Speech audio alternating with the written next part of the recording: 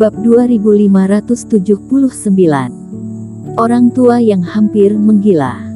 Jangan menunggu lebih lama lagi, sudah saatnya kita untuk turun tangan. Pria tua itu tergerakkan. Di laut dalam, seekor binatang kura-kura yang berbaring tengkurap tiba-tiba membuka matanya dan kehilangan kesadaran. Dia naik dari dasar laut, bergerak ke arah tertentu dan bergerak cepat. Dan kecepatannya, seperti kengerian di laut, jauh melebihi batas yang bisa dicapai monster iblis, hingga mengejutkan semua monster iblis di sekitarnya dan semuanya menghindar. Jelas, orang tua itu menggunakan semacam kekuatan untuk mengendalikannya. Tidak butuh waktu lama bagi binatang kura-kura untuk berenang ke wilayah laut tempat Erikkin dan rumput dewa berada. Rumput dewa ini awalnya mencari secara naluriah, tetapi ketika dia menemukan kura-kura, dia langsung terkejut dan langsung menabrak tubuh kura-kura. Yang mengejutkan Erikkin adalah saat rumput dewa ini menabrak binatang kura-kura dan dia menghilang. Rumput dewa dimakan oleh kura-kura ini. Erikkin berkedip dan terkejut. Dia sudah mengikuti rumput dewa selama lebih dari sehari dan bila membiarkan monster iblis memakannya, bukankah dirinya sangat merugi? Namun segera, Erikkin menyadari ada yang tidak beres. Rumput dewa ini melekat pada roh sisa dan kehidupan makhluk ini erat kaitannya dengan rumput dewa, jadi bagaimana mungkin rumput dewa bisa dengan mudah ditelan oleh kura-kura? Lagi pula, rumput dewa menjelma menjadi penampakan lain, bagaimana makhluk fase transendensi ini bisa melihat warna aslinya? Apalagi kura-kura ini tidak menggerakkan mulutnya sama sekali. Ada yang salah dengan kura-kura ini, tapi apa masalahnya? Pikiran Erikkin berputar dan dia samar-samar merasa dirinya menangkap sesuatu, tetapi dia tidak bisa mengetahuinya untuk sementara waktu. Tetapi pada saat ini, Erikkin melihat binatang kura-kura yang membuat rumput dewa menghilang secara aneh itu berbalik dan berenang ke arahnya. Baru saja dia ingin menangkap kura-kura ini untuk mencari tahu apa yang terjadi, tetapi tidak menyangka dia begitu berinisiatif menghampirinya. Erikkin menyipitkan matanya dan terbang ke arah kura-kura. Dengan lambaian lengannya, Reiki langsung berubah menjadi filamen yang mengikat seluruh tubuh iblis monster.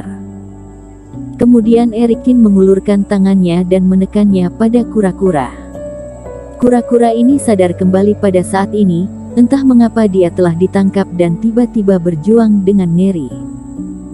Namun, Erikkin mengangkat alisnya dan tekanan dari alam fase penilaian meletus. Kura-kura itu ketakutan dan seluruh tubuhnya masuk ke dalam cangkang serta bergetar.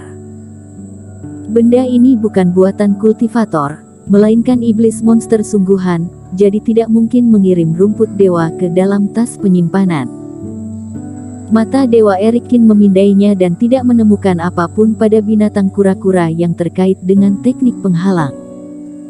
Kemana perginya rumput dewa itu sebenarnya? Erikkin memukul cangkang kura-kura, kemudian Reiki meledak ke dalam tubuhnya.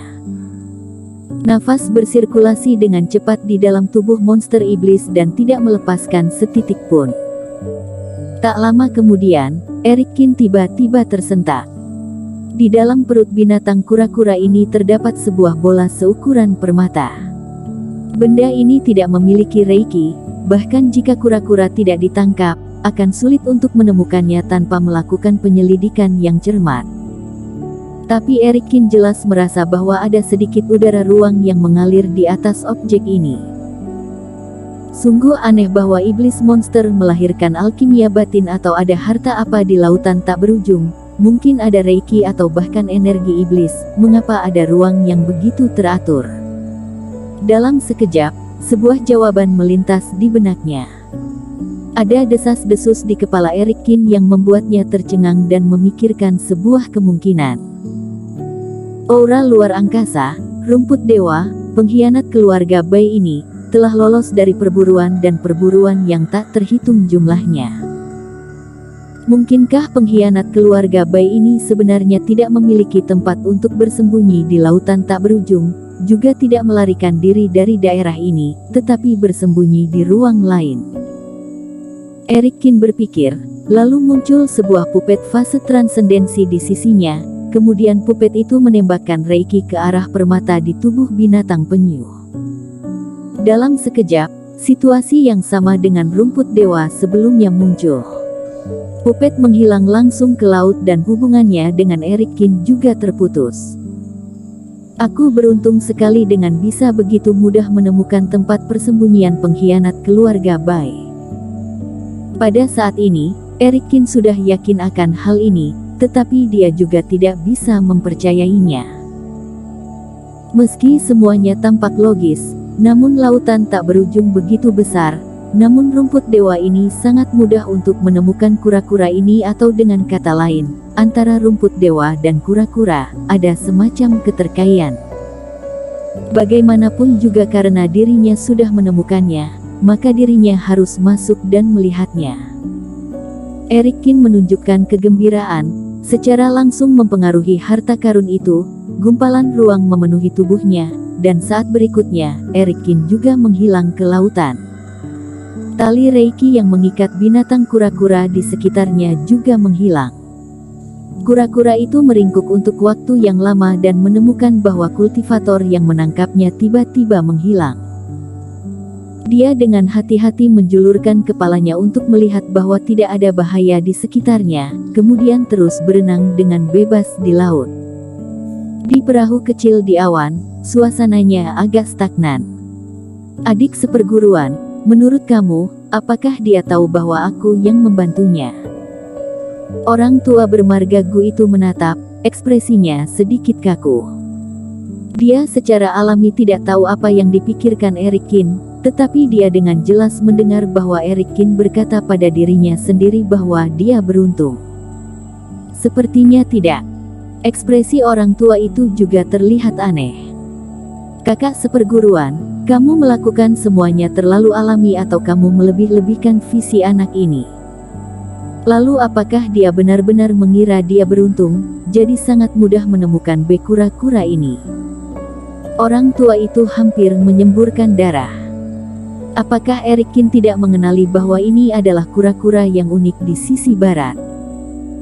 Bahkan jika dirinya beruntung, jika melewati sisi ini, kura-kura suka untuk bertahan hidup di sebuah pulau dan tidak akan menyelam ke dasar laut yang begitu dalam.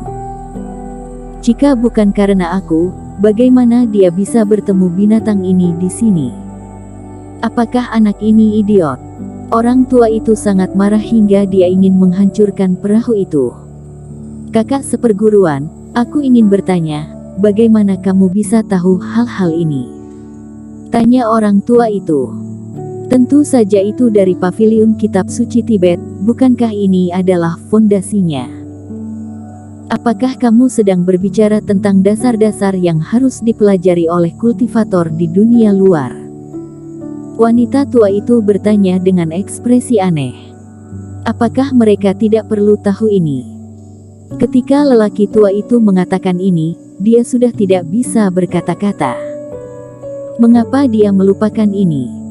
Dia menerima semuanya dengan begitu saja, tetapi dia lupa bahwa anak ini mungkin tidak mengerti pengetahuan iblis monster sama sekali. Kemudian lelaki tua itu menjambak rambutnya dan meraung ke langit. Ini sangat menjengkelkan. Jelas dirinya banyak membantu, tetapi anak ini tidak hanya tidak mengucapkan terima kasih, tetapi juga bahkan tidak tahu bahwa dirinya yang telah membantunya. Awalnya dia ingin menunjukkan gaya seorang senior, tetapi pada akhirnya hasil yang dia dapatkan adalah berpikir dirinya beruntung. Kamu beruntung apanya? Apakah kamu pikir kamu adalah putra surga? Tanpa bantuan aku, kamu tidak akan dapat melihat kura-kura ini selama 2 bulan, karena dia akan melintasi celah antara dunia dan bumi. Orang tua itu menggertakkan giginya karena kesal dan hidungnya mengeluarkan 2 napas berat. Setelah mencari selama 2 hari di lautan tak berujung, dia menemukan rahasia kura-kura dan binatang di ujung sana serta wilayah laut ini, tetapi semuanya sia-sia. Adik seperguruan, ayo pergi, tidak perlu tinggal lebih lama lagi. Ayo pergi ke wilayah utara. Kenapa? Kamu tidak berencana membuat anak ini berubah pikiran lagi. Orang tua itu tersenyum. Terserah dia, yang terpenting aku tidak menyisakan penyesalan. Lelaki tua itu meniup janggutnya dan menatap. Bersambung.